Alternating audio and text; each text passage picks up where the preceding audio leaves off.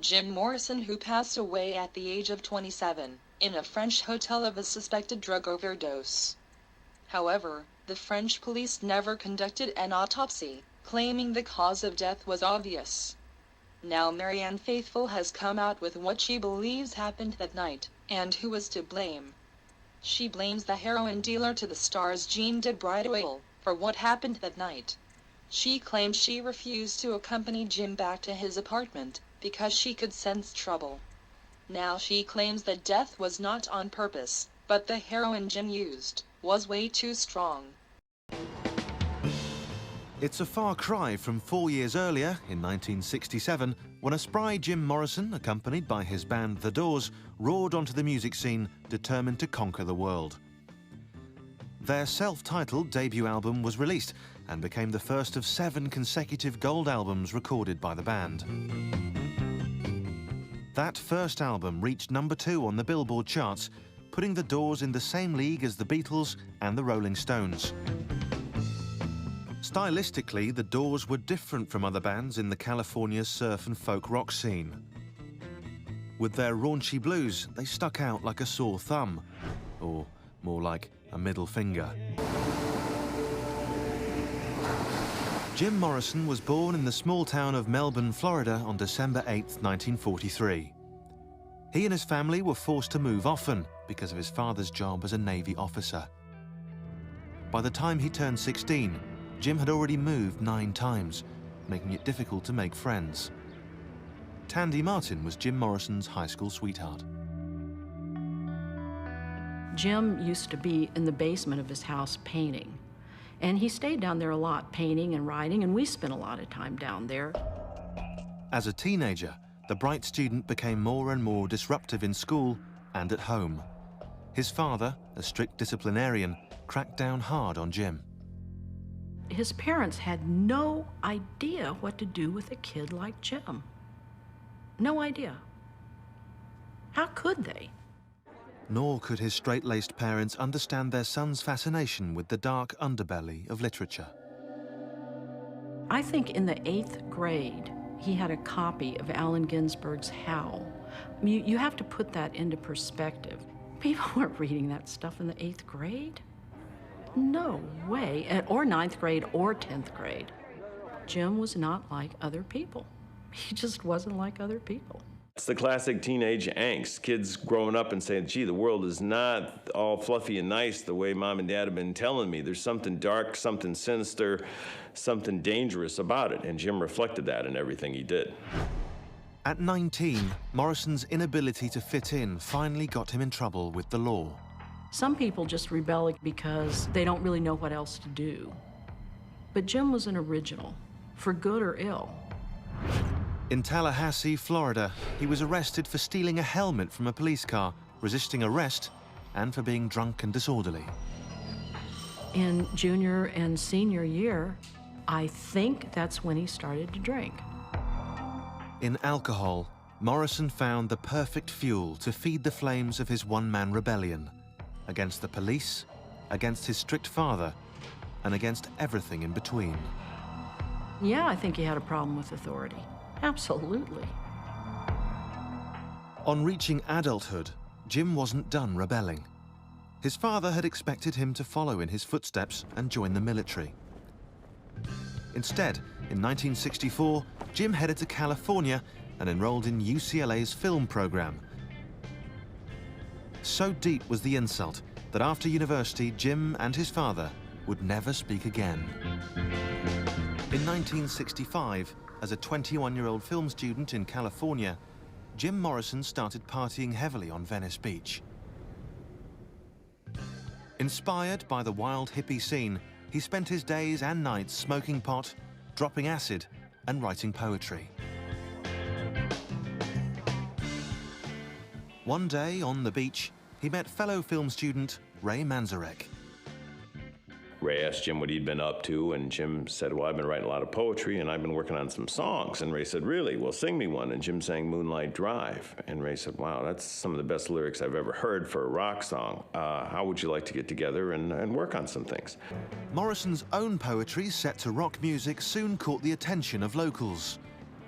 They became the house band at the infamous Whiskey A Go-Go, where their shy lead singer often performed with his back to the audience. But that shyness soon gave way to Morrison's budding love affair with the Spotlight, and the Spotlight loved him right back. The press. With Jim Morrison at the wheel, one rock critic dubbed the Doors the missionaries of apocalyptic sex. And Jim made sure he lived up to his sex god image, even backstage before a show with super groupie Pam DeBar. We found a loft of some kind where they were storing old lighting equipment and stuff. It was somewhere to make out. And I said, I'm making out with Jim Morrison. I'm making out with Jim Morrison. So we did that for a while. And it turned out that the show was starting. And he went, oh, okay.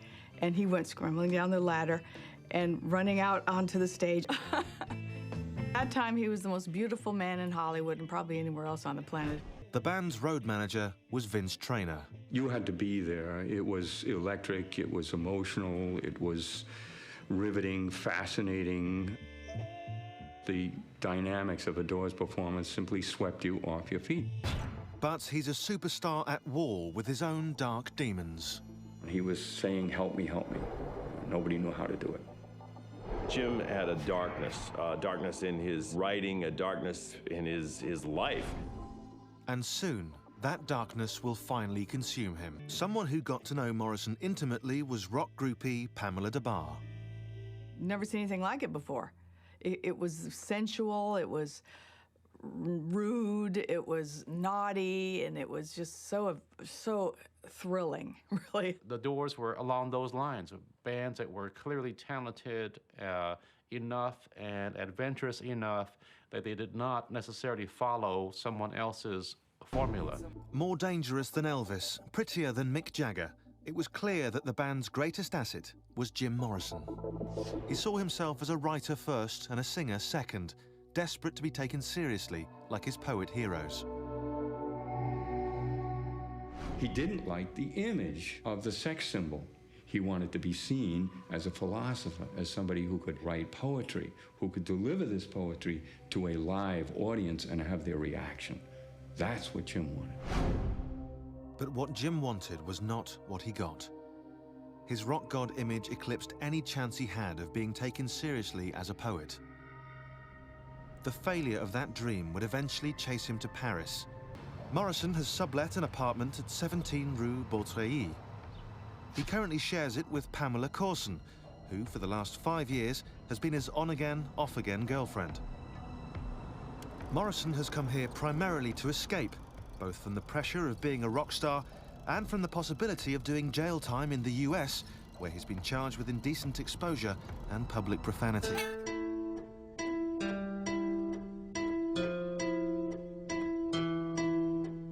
Can you give me sanctuary? I must find a place to hide, a place for me to hide.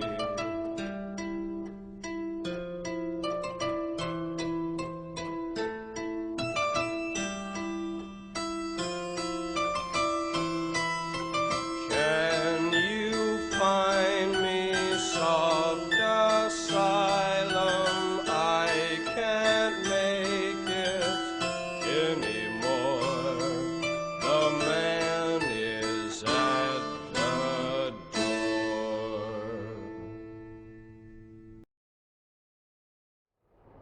Before the medics get there, fireman Alain Raison arrives.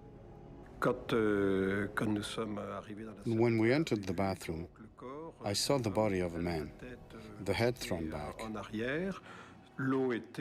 The water, it was just a little bit pink, because I think he must have bled. The rescuers have no idea that their patient is, in fact, Jim Morrison. The water was warm, so the body was also warm, which led us to presume that maybe he was not dead. They rush Morrison's still warm body out of the tub to discover he's only warm because of the tepid bathwater.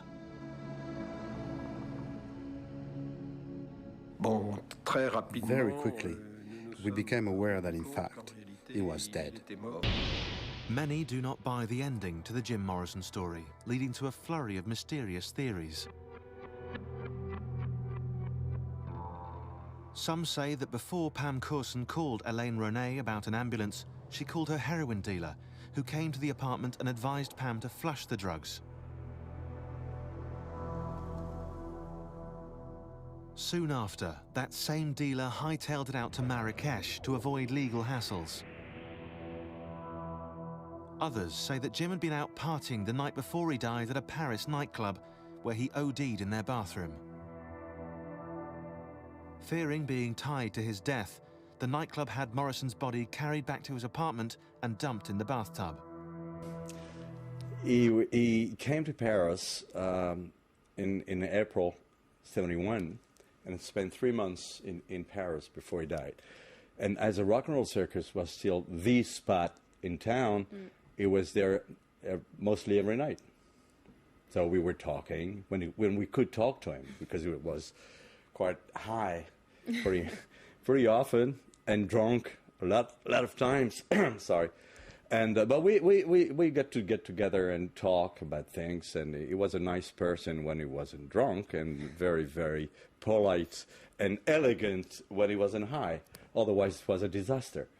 And in the book, you add your own side to the story about how Jim Morrison died, which still remains much of a mystery, really. Well, it's still a mystery for some people, but what I know, because I was there, and I'm the first witness, I found Jim in the men's room, dead, and he died at the Rock and Roll Circus on the night of the 2nd and 3rd of July, 1971. And a doctor was there in the club, and he came and looked at the body and said that Jim was dead. So. And that goes against the more official story that he died in the bath. Yeah, because he had with him that night, there were a couple of dealers, a couple of guys with him, and they took him back home and said that, once home, they called the police and the firemen. And the official version started saying that he died in his bathtub that night.